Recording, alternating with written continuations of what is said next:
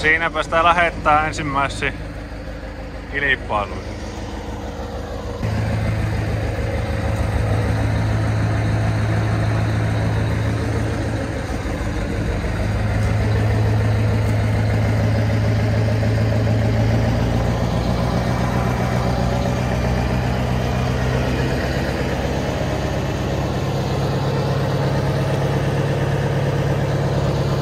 Hienosti menne.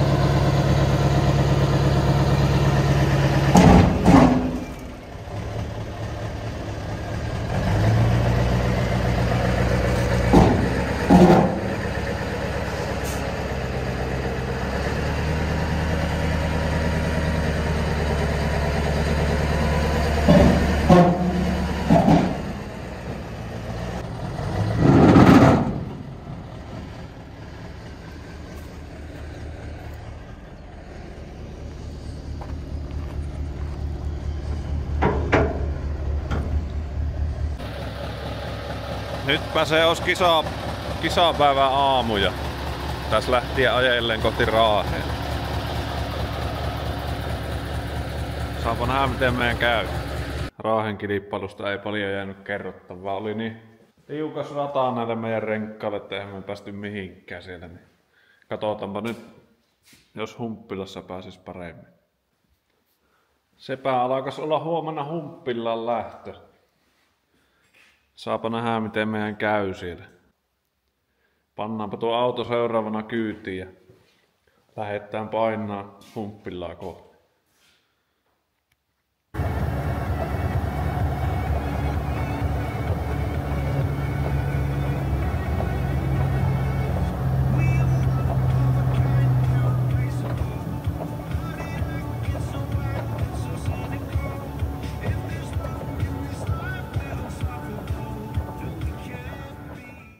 No niin, sitä on päästy Humppilaan jo perille ja varikkoteltat on saatu pystyyn ja auto on parkissa ja Ollikainen sillä pörryyttää jo kasea lämpimäksi.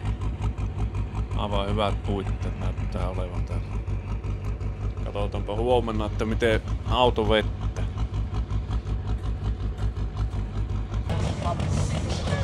Ja näyttää sitten mennään kuormatulokkaan puiston 700 Flat Heatillä Juho Koutonen, joka on siis Volvo 16-nen. Ja edustaa Rattarpallon tiimiä Juho Koutonen.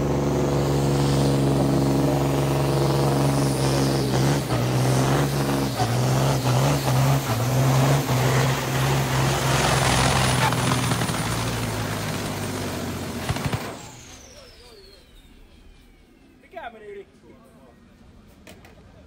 rikki? Ainakin päivän kovimmat paukut tuli siihen.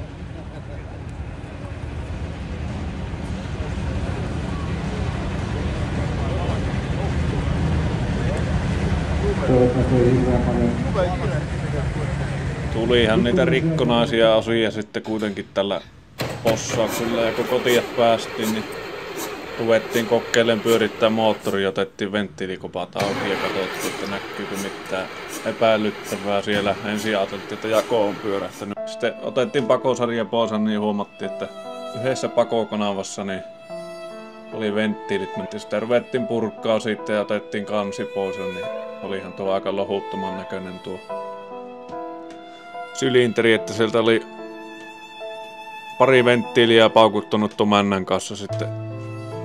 Monta tuhatta rinkiä oli koneessa, niin se on aika ruman näköisen jäljen saanut tuonne aikaiseksi. Ja sitten vielä kokeiltiin kangella painaa niin yläkuolokohdassa sinitaran avulla. Pistettiin sinitarat männä venttiilin kolloihin ja sitten paineltiin ja katsottiin, että paljonko jää välystä tuonne. Ja se oli aivan ok. Sitten se ei auttanut, kun ottaa varaosa moottorista. Sylinteriputki yksi ja sitten mäntä ja kiertokanki ja mitähän me siihen vaihdettiin silloin. Että aika talakoo tuli tuossakin. Onneksi oli 4 viikon tauko noiden kilpailujen välissä, että kerkesi tehdä tämän remontin.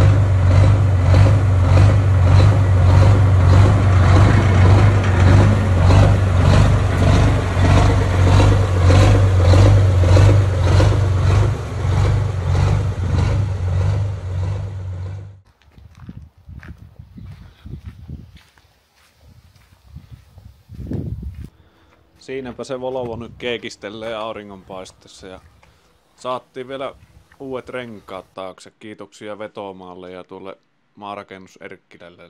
Jospa näillä tulisi paremmin pitua nyt.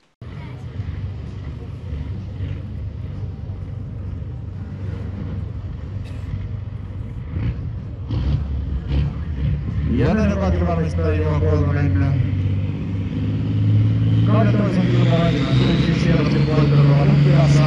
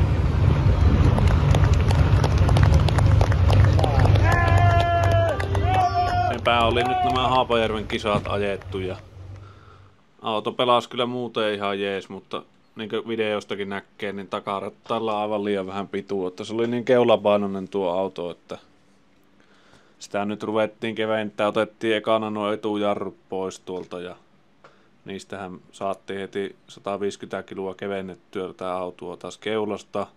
Samalla sitten siirrettiin vielä syylläri tuonne aivan taakse takarattaa etupuolelle ja tässä nyt näkyy sitten vielä näistä vesilinjoista niin pikkusen videon pätkää.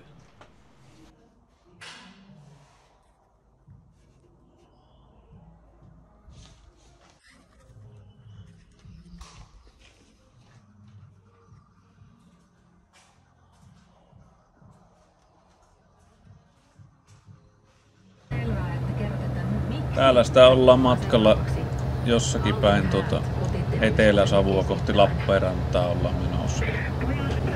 Pikkusen lämmin päivä vaan sattui tälle ajopäivälle. Ei ole ilmastointia, niin aika lämmin. Eikö se tästä ikkunat auki ajella?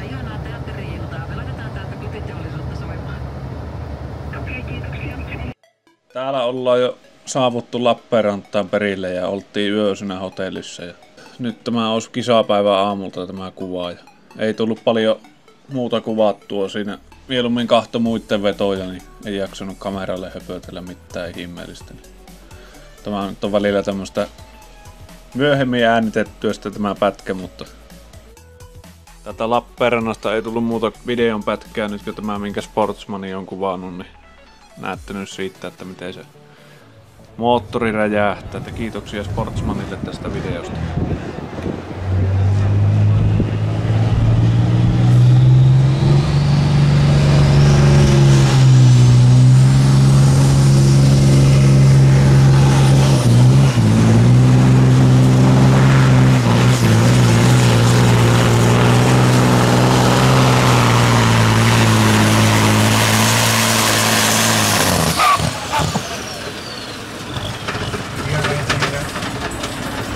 Taistelut täysin suoritetaan, mutta sitten vielä niin saadaan sitten.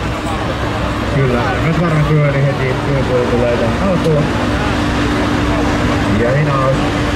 Traktoria maivataan tuonne Lepsiitin eteen, eli hinaus traktoria maivataan tuohon kuorma-auton eteen.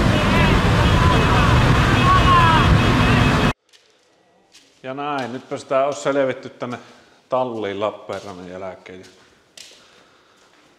Täälläpä nyt onkin tämä tuho jo paljastunut, että mitä kaikkia sillä oli hajonnut. Lohkoon on tullut reikä tuohon vesitilan kohdalle ja se reijä syy tuli siitä, kun sylinteriputki niin pääsi hajuaan tuolla pytyssä ja se sitten tuli kaikki paineet tuolta, puristuspaineet ja muut tuonne vesitilaan ja se ei kestänyt semmoista. Ja räjähti sitten palaa irti tuosta lohkon kylästä. Ei jos kyllä tarvinnut minun puolesta hajota tuolla. Kun nämä lohkot olla niin kiveen alla, että jäänyt siitä kiinnittämään meidän jatko, että jos tähän löytyy moottoriaihio jostakin, voidaan sitä ensi vuonna vielä ajaa. Tälle vuodelle on mahdoton enää saada autoa kuntoon.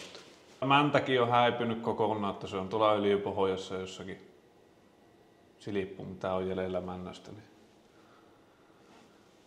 se pitää purkkaa tehdä uudesta moottorista kaikki nämä nyt uudestaan. Sillä on kaikki laakerit ja muut. Sataa varmasti entisiä, kun tommonen mäntäsilippu menee tuonne öljysekkaan. Se ei hyvää tee siellä. Kansi on tämän näköinen, siltä meni suutin kärki meni kans ajalle. Se on vähän ottanut kipiä tämä. Harmi, kun justiin on tehty nämä kannet ja uudet pakoventtiilit. Seitit on kaikki hiottu. Olisi ollut hyvät nämä kannet, mutta kun tämä nyt kävi näin tässä, että tämän verran jäi sylinteriputkesta jäljelle.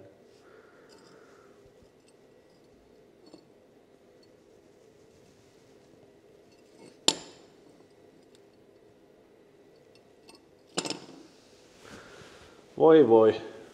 Onneksi tällä kertaa kumminkin pysyy tuo turbo-ohjaajana, että ei tarvitse sitä ruveta ostaa uutta tai remontoimaan.